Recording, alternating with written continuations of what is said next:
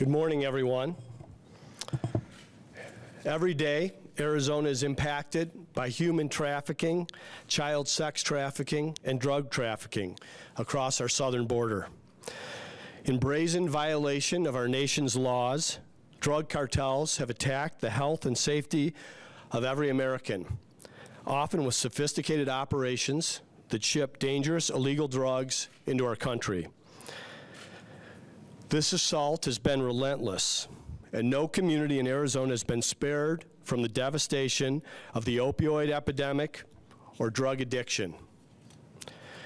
Naively, there are many politicians across this country who simply refuse to recognize these dangers. But Arizona law enforcement and its federal partners know differently. These dangers are real, and Arizona is fighting back. In cooperation with federal agencies, Arizona's Border Strike Force has worked day and night to fight the threat posed by drug cartels and human smugglers. And in the last few days alone, they've made a series of seizures which have stopped a significant amount of dangerous drugs from devastating more lives.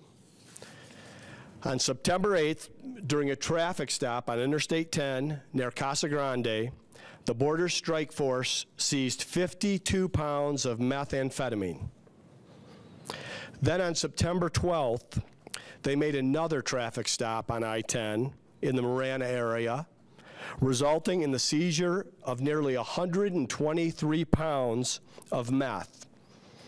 123 pounds.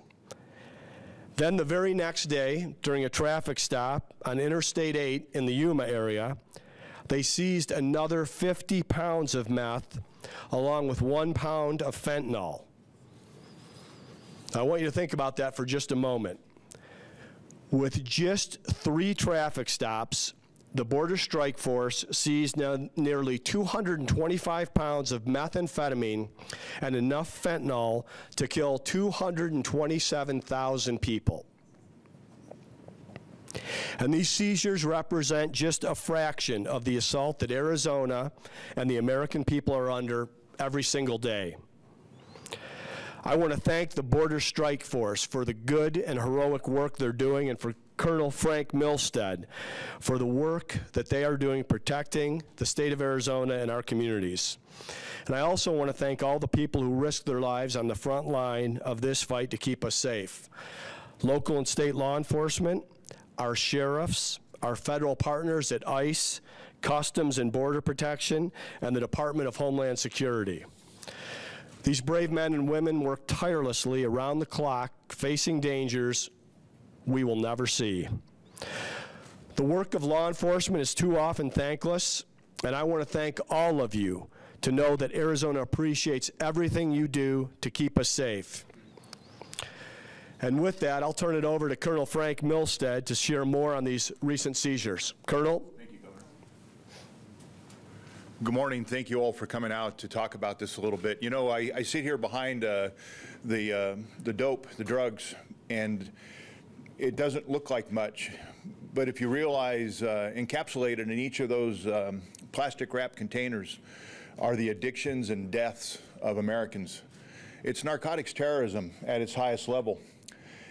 I want to do 3 things to start. First off, I want to thank the governor and the Arizona State Legislature for supporting the Arizona Border Strike Force and continually allowing us to add staffing and dollar resources to this fight against narco-terrorism in Arizona and in America.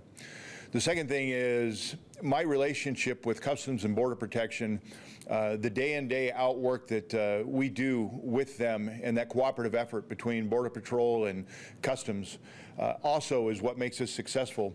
These type of items, they're not coming through the deserts. These are coming through ports of entry. And then there's another big thanks, and that's the Border Strike Force leadership. Major Jack Johnson and his efforts have really made the Border Strike Force successful. We continue to build that partnership. If you look at the amount of Stone Garden money that is funneled into Arizona, last year it was nearly $55 million of Stone Garden money for the entire nation. With the work of the governor at the White House and with the Arizona Department of Public Safety with Homeland Security, We were able to increase that amount of money to $80 million this fiscal year, and hopefully up to $110 million next year. Those federal dollars, the ability to put resources on Arizona's highways, on the highways of America, which are really the circulatory system for moving dope across America, will save lives. And again, inside each of those packages is another kid, there's another death.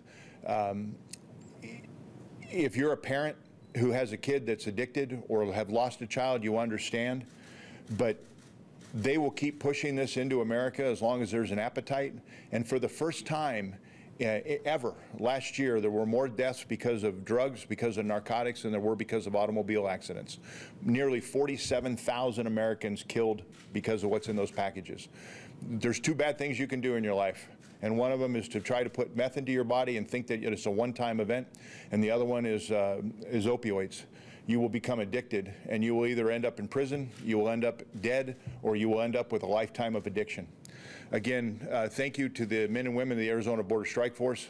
Thanks to Customs and Border Protection, and thanks to the White House for continually pushing Stone Garden funding to Arizona and the other states. It means everything to us. Thank you.